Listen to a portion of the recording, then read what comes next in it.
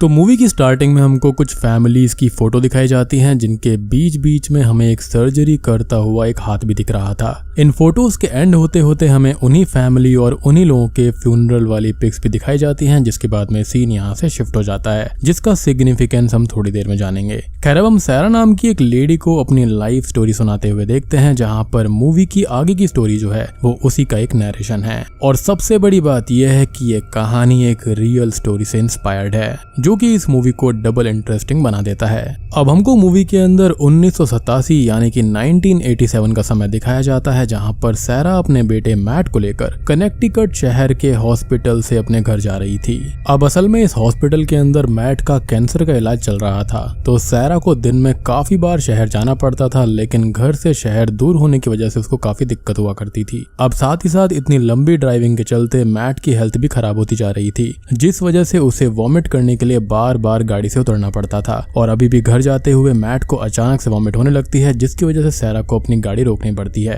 खैर, इसके बाद में वो अपने घर पहुंच जाती है, जहां पर वो अपने अल्कोहलिक रिकवरिंग हस्बैंड पीटर से इस चीज से रिलेटेड बात करती है, और वो ये कहती है कि हमको कनेक्टिकट शहर के पास ही हॉस्पिटल से नजदीक में कोई घर ले लेना चाहिए, जिससे हमें ट्रैवलिंग करने में काफी ज्यादा समय नहीं लगेगा। पहले तो पीटर इस चीज के लिए थोड़ा सा नर्वस हो जाता है, क्योंकि वो इतना फाइनेंशियली स्टेबल नहीं था, लेकिन बाद में वो मान जाता है। अब अगले दिन फिर से सैरा मैट को लेकर हॉस्पिटल जाती है, जहां से मैट को हॉस्पिटल में ड्रॉप करने के बाद में वो एक घर ढूंढने जाती है, एंड समहाउ उसको एक रेंटेड हाउस मिल भी जाता है, जिसका ओनर उस वक्त घर के पास में ही होता है, और वो उनके लिए काफी अफोर्डेबल होम था। लेकिन वहां का ओनर उसकी बैक स्टोरी सैरा को जानने के लिए कहता है, जो कि थोड़ी सी डिस्टर्बिंग थी। इनफैक्ट यहाँ पर वो ओनर उनको फर्स्ट मंथ का रेंट फ्री करने के लिए भी कह देता है। लेकिन बैक स्टोरी को जानने के बाद में सैरा पहले तो घर ना खरीदने का फैसला करती है, लेकिन जब वो हॉस्पिटल से मैट को रात में घर ले जा रही होती है, तो अचानक से ही मैट की तबीयत खराब हो जाती है, और जल्दी से जल्दी मैट को आराम कराने के लिए उसको घर की जरूरत थी। इसलिए ना चाहते हुए भी सैरा उस घर को खरीदने का फैसला कर लेती है, और रात में ही वहीं पर चली जाती है। अब उस घर के अंदर पहुंचते ही सैरा ये सारी बातें पीटर को बता देती है, और वहीं दूसरी तरफ उस घर का ओनर उनके लिए मैट्रेस का इंतजाम कर देता है, जिसके बाद में सैरा और मैट उस रात को उसी घर में स्पेंड कर देते हैं। अब सब कुछ नॉर्मल चल रहा होता है, जहाँ पर मैट अपने बिस्तर पर लेटकर टीवी देख रहा था, लेकिन तभी अचानक से ही उसकी नींद लग जाती है और वो टीवी बंद करके सो जाता है। लेकिन जैसे ही टीवी बंद होता है, हम टीवी की स्क्रीन पर एक गोस्टली एंटिटी का रिफ्लेक्शन देख पाते हैं, यानी कि ये घर बिल्कुल भी ठीक नहीं है। खैर, रात को सोते हुए अचानक से ही मैट को कुछ आवाजें सुनाई देती हैं, जिसके बाद में उसकी नींद खुल जाती है। अब मैट हॉल में आ जाता है, लेकिन वहां पर कोई भी नहीं था, जिसके बाद वो अपना मुंह धोकर वापस सोने चला जाता है। लेकिन फिर से अब उसे वही आवाज सुनाई देती है, और वो आवाज बेसमेंट से आ रही थी। जिसके बाद में मैट बेसमेंट के अंदर चला जाता है, जहां पर उसे बड़ा सा एक आईना दिखता है। लेकिन जैसे ही वो आईने में अपना चेहरा देखता है, तो उसका चेहरा डिस्टॉर्ट हो जाता है, और अचानक से उसकी नींद खुल जाती है, यानी कि ये बस उसका एक सपना था। अब अगले दिन सैरा मैट को अपने लिए एक रूम चूज करने के लिए कहती है, क्योंकि जल्दी ही उनकी फैमिली आने वाली थी, जिसके बाद में सभी अपना अपना रूम ले लेते। मैट पूरे घर में घूमते हुए बेसमेंट को चूज करता है, क्योंकि वो काफी बड़ा था और वहां पर कोई उसको डिस्टर्ब भी नहीं करेगा। वहीं दूसरी तरफ जब सैरा घर की सफाई कर रही होती है, तब उसे घर के पहले ओनर्स की फोटो भी मिल जाती है, जहां पर उनके फ्यूनरल के फोटोज भी थे, और सैरा इन सारी फोटोज को लेकर ट्रैश कैन में फेंक देती है। अब अगले सीन में पीटर मैट के भाई बिली और दोनों कजन्स मैरी और वेंडी को घर पर ले आता है। अब घर पर आते ही सैरा वेंडी को उसका कमरा दिखाने ले जाती है, जहां पर एज अ व्यूअर हम गोस्टली फिगर को आईने में देख पाते हैं। जिसके बाद में हम सैरा को बेसमेंट के फ्लोर को साफ करते हुए देखते हैं, जहां पर मैट को ऐसा हेलुसिनेशन होता है कि सैरा ब्लड से फ्लोर साफ कर रही है, लेकिन ऐसा रियल में कुछ भी नहीं था। अब हम मैट को सैरा की डिशेस रखने में मदद करते हुए देखते हैं, जहां पर हेलुसिनेशन की वजह से मैट के हाथों से सारी प्लेट्स टूट जाती हैं। अब रात में हम मैट को अचानक से जागते हुए देखते हैं, जहां पर वो एक दूसरे लड़के के कॉन्शियसनेस से कुछ देख रहा होता है, यानी कि किसी और की नजर से। मैट ये देखता है कि एक आदमी शार्प टूल से एक मरे हुए शरीर पर कुछ लिख रहा होता है, और उस शरीर से खून निकाल रहा होता है, जिसके बाद में वो आदमी उस डेड बॉडी की आईलिड्स को काट देता है। मैट ये देखकर डर जाता है और जागकर अपने रूम से बाहर निकलने लगता है, लेकिन रूम का डोर हैंडल जैसे ही मैट टच करता है, तो उसका हाथ जलने लगता है। नेक्स्ट मॉर्निंग मैट को हेलुसिनेशन होता है कि उसके घर के पिलर में सड़े हुए ह्यूमन का फ्लैश है, लेकिन वहां पर वैसा रियल में कुछ भी नहीं था।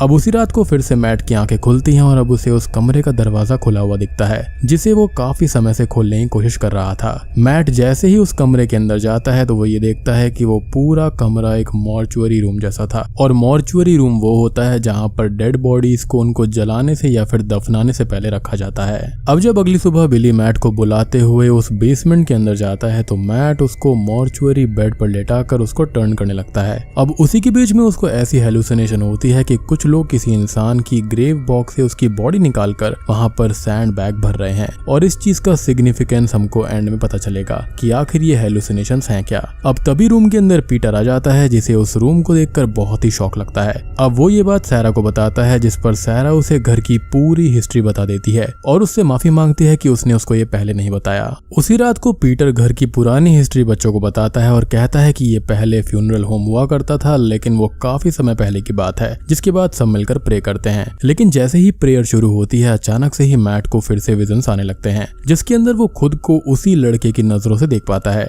जहां पर सेम डाइनिंग टेबल पर कुछ लोगों के साथ में बैठकर वो लड़का एक रिचुअल कर रहा था, और उसके सामने वही आदमी खड़ा था जिसे पहले भी मैट ने बॉडी पर मार्क्स बनाते हुए देखा था। अब तभी अचानक से ही मैट अपनी कॉन्शियसनेस वापस पा लेता है और वो ये देखता है कि उसने गलती से अपने छोटे भाई का हाथ दबा दिया है। अब मैट अपनी सारी प्रॉब्लम वेंडी से कहता है, लेकिन वो उसकी बातें समझ नहीं पाती कि वो कहना क्या चाहता है। अब अगले दिन जब मैट हॉस्पिटल में होता है तब अचानक से ही उसे हेलुसिनेशंस होते हैं और उसकी बॉडी पर क्रैप्स आने लगते हैं, लेकिन अगले ही सेकंड वो ये रियलाइज करता है कि वहां पर ऐसा कुछ भी नहीं है। अब मैट के बगल में ही रेवरेंड नाम का एक पेशेंट भी होता है जिसको कैंसर की प्रॉब्लम होती है। रेवरेंड मैट की हालत देखकर समझ जाता है कि उसको क्या दिक्कत है, जिसके बाद में दोनों काफी समय तक बात करते हैं और दोनों में दोस्ती भी हो जाती है, और रेवरेंड मैट को अपना कार्ड दे देता है कि इन केस अगर उसे उसकी जरूरत पड़े तो। रात को पीटर किसी काम से घर बाहर जाता है और उसी समय एज अ व्यूअर हम देख पाते हैं कि मैरी से थोड़ी दूरी पर एक घोस्टली स्पिरिट घूम रही है। उसके बाद में मैरी के जस्ट पीछे वो स्पिरिट रहती है जिसके हाथों पर सेम वैसे ही निशान बने हुए थे जैसे कि हमने मूवी की स्टार्टिंग में डेड बॉडी पर देखे थे, लेकिन अगले ही सेकंड वो स्पिरिट वहां से गायब हो जाती है। अब अगली सुबह जब मैट हाइड एंड सीक खेलते हुए सबसे ऊपर वाले कमरे में चला जाता है, लेकिन समहाउ वो रूम काफी ओल्ड दिखने लगता है, यानी कि फिर से मैट को विजन्स आने लगते हैं, और इस बार भी वो उसी लड़के को देखता है जिसको वो अपने विजन्स में काफी बार देख चुका था। वो लड़का किसी से डरते हुए अपने सामान को पैक कर रहा होता है और डर के घर से बाहर भाग जाता है, लेकिन जैसे ही वो स्टेयर से नीचे उतरता है उसे कोई घसीटते हुए बेसमेंट में लेकर चला जाता है। मैट अब उस लड़के के पीछे पीछे उसी रूम में आ जाता है, जिसके बाद में उस रूम का दरवाजा अपने आप ही बंद हो जाता है, जो कि कुछ और नहीं बल्कि वही मॉर्चुअरी रूम था, और बेसमेंट के अंदर स्टार्टिंग में यही रूम का दरवाजा नहीं खुल रहा था, यानी कि मॉर्चुअरी रूम का, जो कि बाद में खुल गया था, और यही रीजन है कि पीटर उस रूम को देख के काफी घबरा गया था। खैर उसके बाद में मैट उसी मॉर्चुअरी रूम के अंदर काफी सारी डेड बॉडीज को देखता है जिनके शरीर के ऊपर सेम वर्ड सिंबल्स बने हुए थे, और अगले ही समय वो डेड बॉडीज मूव भी करने लगती हैं जैसे वो बॉडी मैट के पास आ रही हो। मैट डरते हुए उन बॉडीज को धक्का दे देता है, लेकिन सून ही रियलाइजेस कि उसने किसी डेड बॉडी को नहीं बल्कि अपने ही भाई बिली को धक्का मार दिया है, यानी कि ये भी उसका एक हेलुसिनेशन था। अब मैट को ये सारी चीजें बिल्कुल भी समझ में नहीं आती और उस समय उसको ऐसा लगता है कि शायद इसका सॉल्यूशन रेवरेंड के पास में होगा, जिसके बाद में मैट रेवरेंड को कॉल करने लगता है। अब वो मैट से मिलने आता है जहां पर वो अपनी सारी प्रॉब्लम रेवरेंड को बताता है, और रेवरेंड मैट से ये कहता है कि मुझे तुम पर यकीन है और पहले हमको ये जानना होगा कि ये स्पिरिट्स आखिर चाहती क्या है और इनका मकसद क्या है, या फिर वो हमको क्या बताना चाहती हैं, क्योंकि समझने वाली बात ये थी कि इन स्पिरिट्स ने अभी तक इनको कोई नुकसान नहीं पहुंचाया था, तो इसलिए रेवरेंड यहाँ पर ये सोच रहा था कि शायद वो इनको कुछ बताना चाहती हों। अब ऐसे ही एक मोमेंट में जब मैट घर पर अकेला होता है तो उसको एक बर्न्ड फेस स्पिरिट अपने सामने दिखाई देती है। मैट उससे पूछता है कि तुम बताना क्या चाहते हो, जिसके बाद में उसे फिर से विजन्स आने लगते हैं जिसके अंदर वो कुछ लाशों को जलते हुए देख पाता है, और ये सीन यहीं पर कट हो जाता है। अब शाम को जब पूरी फैमिली घर वापस आती है तब सभी देखते हैं कि घर के सारे टेबल और चेयर एक ही जगह पर फेंके हुए थे, और उसी के कोने में मैट डरा हुआ बैठा था। मैट के हाथ से खून निकल रहा होता है, और मोस्ट प्रोबेबली ये इसलिए हुआ था क्योंकि उसने अपने सामने वाली वॉल को अपने नाखूनों से स्क्रैच करने की कोशिश करी थी। मुझे लगता है कि यहाँ पर उसको फिर से विजन आया होगा जिसके चलते उसने ऐसा किया होगा। अगले दिन सैरा और पीटर इन सब चीजों के बारे में जानने के लिए डॉक्टर के पास में जाते हैं, लेकिन डॉक्टर भी यही बोलता है कि शायद ये सब मैट के हेलुसिनेशंस हैं, लेकिन वो इतने इंटेंस कैसे हो सकते हैं इसका आइडिया उसको नहीं है, बिकॉज ऑब्वियसली यहाँ पर सुपरनैचुरल शिट इन्वॉल्व है। खैर अब अगले सीन में हम बिली और मैरी को हाइड एंड सीक खेलते हुए देखते हैं, जहाँ पर बिली एक एलिवेटर जैसी जगह में छुप जाता है और मैरी एक पुराने रूम में जाकर छुपती है। तभी कुछ ही देर के बाद में बिली उस जगह पर अपने अलावा भी एक फिगर को ऑब्जर्व कर पाता है, जिससे डर कर वो जोरों से चिल्लाने लगता है। और वहीं दूसरी तरफ जब मैरी उस रूम से बाहर आ रही होती है तभी उसका पैर एक फ्लोर में टूटने की वजह से फंस जाता है। अब अब बिली और मैरी दोनों ही अपनी अपनी जगह पर फंस गए थे और निकल नहीं पा रहे थे, जिसकी वजह से दोनों ही मदद के लिए चिल्लाने लगते हैं। तभी वेंडी पहले जाकर बिली को उस एलिवेटर से निकालती है, जिसके बाद में मैट और वेंडी दोनों मिलकर मैरी को उस टूटे हुए फ्लोर से बाहर निकालते हैं। लेकिन यहाँ पर मैट नोटिस करता है कि उस फ्लोर के अंदर कुछ सामान रखा हुआ था। जब मैट उन सामानों को बाहर निकालता है तो उसे एक बॉक्स के साथ में काफी सारे फोटोज मिलती हैं और वो फोटोज उन्हीं लोगों के थे जिनके मैट को विजन्स आया करते थे। और उन फोटोज में वो लड़का भी था जिसे मैट हमेशा अपने विजन में देखा करता था। उसके अंदर एक ऐसी भी फोटो होती है जिसके अंदर एक आदमी के चेहरे से एक अजीब सी एंटिटी यानी कि एक्टोप्लाज्म बाहर आ रहा था, जो कि काफी ज्यादा भयानक और अनएक्सप्लेनेबल था। यूजुअली ये जो एक्टोप्लाज्म होता है ना, वो आत्माओं वगैरह का होता है। खैर, उसी के साथ मिले हुए बॉक्स में काफी सारे इंसानों के आईलिड्स भी थे जिनका विजन मैट को सबसे पहले आया था। और ये सारी चीजें किसी नेक्रोमेंसी यानी कि ब्लैक मैजिक की तरफ इशारा करती है। I mean, ये सारी चीजें मिलना किसी एडल्ट के लिए या फिर किसी बड़े के लिए भी काफी भयानक है, और बच्चों को ये सब मिलना I mean, इसका तो अंदाजा भी हम नहीं लगा सकते कि वो कितना डर गए होंगे। खैर, इन सारी चीजों को देखने के बाद में वेंडी मैट को ये कहती है कि हमें इस घर की पूरी हिस्ट्री जाननी होगी, तभी हम इसका कुछ सॉल्यूशन निकाल पाएंगे। अब जैसे तैसे मिलकर दोनों ही घर की हिस्ट्री को पता लगाते हैं तो उन्हें पता चलता है कि 90s के टाइम में ये घर एक मॉर्चुअरी हाउस हुआ करता था, जहां पर डॉक्टर रैमसी और उनका असिस्टेंट जोना जो था वो काम किया करते थे।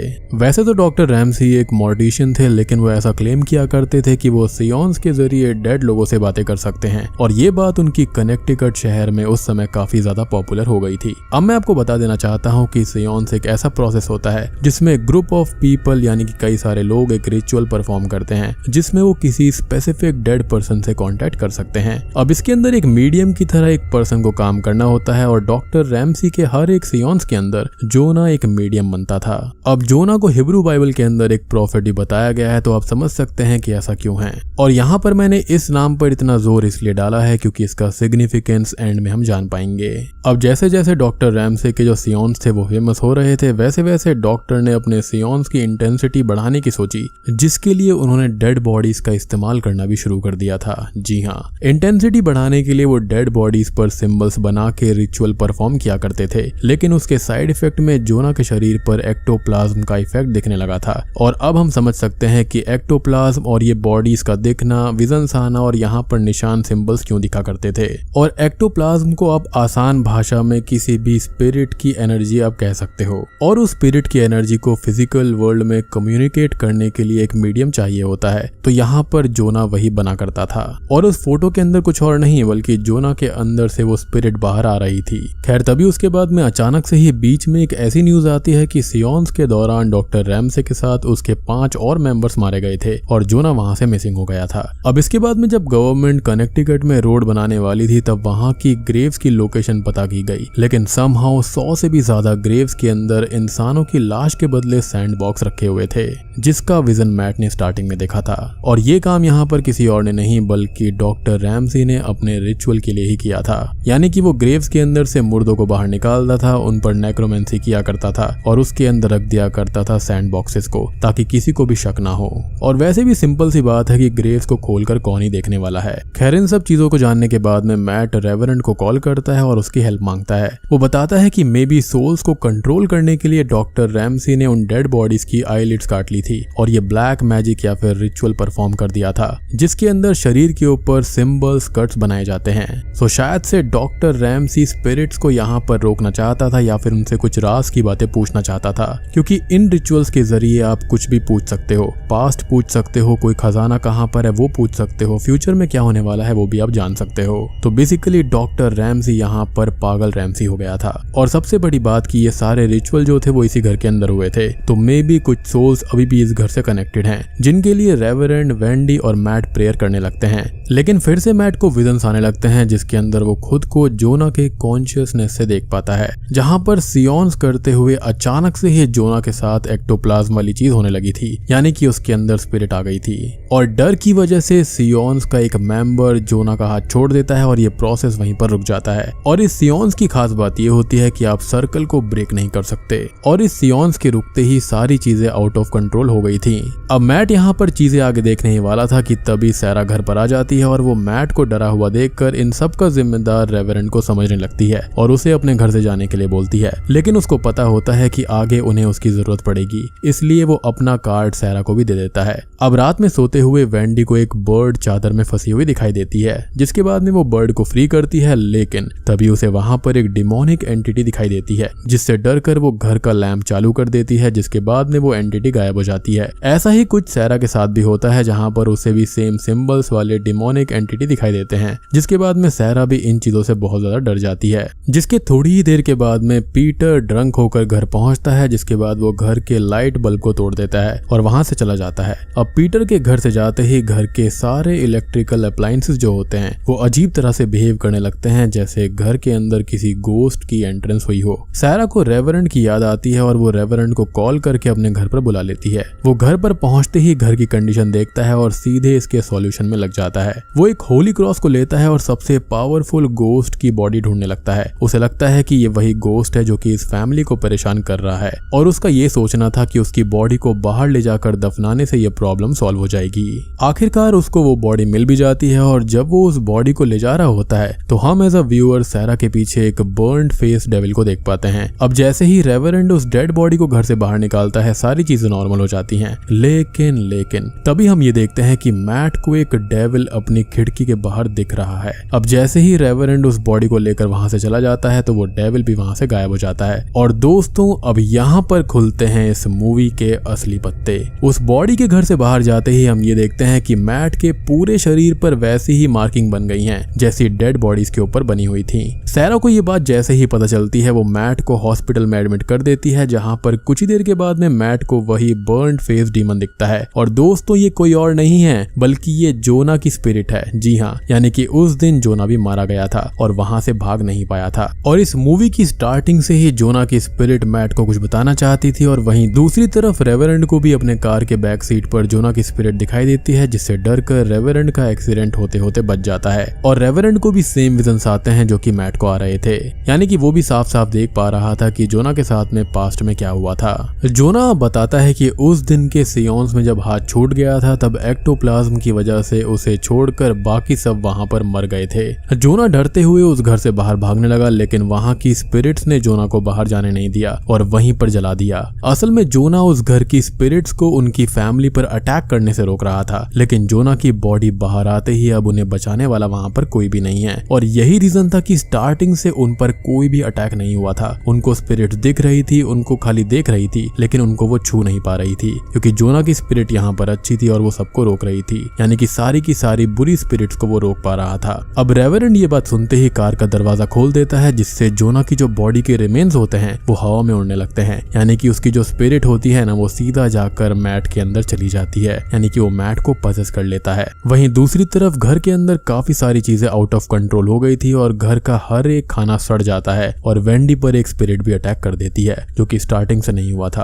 अब पूरा घर धीरे धीरे डेविल के कंट्रोल में आने लगता है। असल में उस दिन वहां पर डेविल का कंट्रोल हो गया था, यानी कि सियोन्स जब वहां पर टूट गया था। असल में डॉक्टर यहाँ पर डीमंस को डेविल को बांध कर रखना चाहता था, लेकिन यहाँ पर उल्टा ही हो गया। अब पूरे घर के ऊपर वैसे ही सिंबल्स बन जाते हैं जैसे कि डेड बॉडीज पर बनाए गए थे, यानी कि यहाँ पर जितनी भी डेड बॉडीज थी यानी कि 100 की 100 डेड बॉडीज की स्पिरिट्स वहां पर थी जो कि डिमोनिक थी। अब यहाँ पर आप डिमोनिक कह सकते हो या फिर ये कह सकते हो कि वो बदला लेना चाहती थी। खैर ये सारी बातें जो होती हैं वो रेवरेंड मैट को कॉल करके बताता है, जिसके बाद में पजेस हुआ जो मैट होता है वो हॉस्पिटल से भागकर अपने घर आ जाता है और मैट अपने साथ वहां पर एक एक्स भी लेकर आता है, जिसको सभी लोग जब देखते हैं तो सबको ऐसा एहसास हो जाता है कि यहाँ पर वो पजेस हो गया है। अब देखो जोना की जो स्पिरिट थी उसको एक शरीर चाहिए था, चाहे वो खुद का हो या फिर किसी और का, तो उसने मैट का शरीर यहाँ पर एक मीडियम की तरह यूज कर लिया था था और वो घर के अंदर चला जाता है और अपने सारे फैमिली मेंबर्स को घर से बाहर कर देता है और दरवाजे को अंदर से लॉक करता है। मैट अब एक एक करके वॉल और स्पेसेस को तोड़कर वहां पर दफनाई गई सारी डेड बॉडीज को बाहर निकाल देता है, जो कि काफी लंबे समय से उन्हीं वॉल्स के अंदर दफन थी।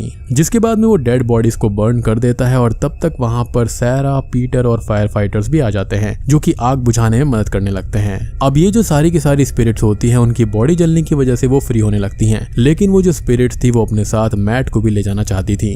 मीनिंग कि मैट जो था वो भी अंदर बेहोश हो गया था, लेकिन तभी सैरा वहां पर आती है और मैट को जोरों से हक कर लेती है और उन दोनों का बॉन्ड देखकर वो सारी की सारी स्पिरिट्स वहां से चली जाती हैं। जिसके बाद में मैट को घर से बाहर निकाला जाता है। पहले तो सबको ये लगता है कि मैट नहीं रहा, लेकिन होता यह है कि जो जोना की स्पिरिट होती है ना, वहां पर उसको गाइड करती है और उसको रियल वर्ल्ड में लेकर आ जाती है। और इस बार उसको जोना किसी जले हुए आदमी या फिर किसी डीमन की तरह नहीं दिख रहा था, बल्कि एक नॉर्मल व्यक्ति की तरह दिख रहा था। जिसके कुछ ही समय के बाद में मैट को होश आ जाता है और शॉकिंगली उसका कैंसर भी मिट गया था। जी हाँ, यानी कि जोना ने जाते जाते उसको एक गिफ्ट भी दे दिया, यानी कि उसकी जिंदगी उसको लौटा दी, वो भी पूरी तरह से। और हम एज अ व्यूअर जोना को ठीक मैट के सामने रेवरेंट से बात करते हुए देख पाते हैं, लेकिन अब मैट को जोना नहीं दिखाई दे रहा था। यानी कि अब जोना आफ्टर वर्ल्ड में जाने के लिए बिल्कुल रेडी है। और वो ये मूवी यहीं पर खत्म हो जाती है।